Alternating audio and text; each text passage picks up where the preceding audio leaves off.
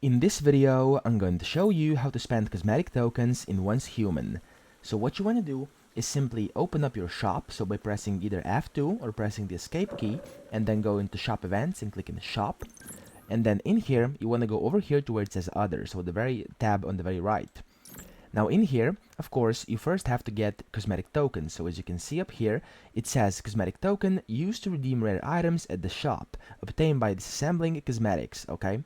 So that's pretty much it, and you can go over here to the left where it says redeem cosmetic tokens. You simply want to click on it, and in here you can simply redeem these tokens for different cosmetic additions, okay? As you can see, these are all they have at the moment, however they do change, and then the way to get it is simply clicking buy now or pressing the F key, and it will spend your cosmetic tokens and you will obtain the item that you wanted. So that's pretty much it. That's how to spend cosmetic tokens in Once Human. I hope this video helped you out, and if it did, please subscribe to this channel and help me out as well.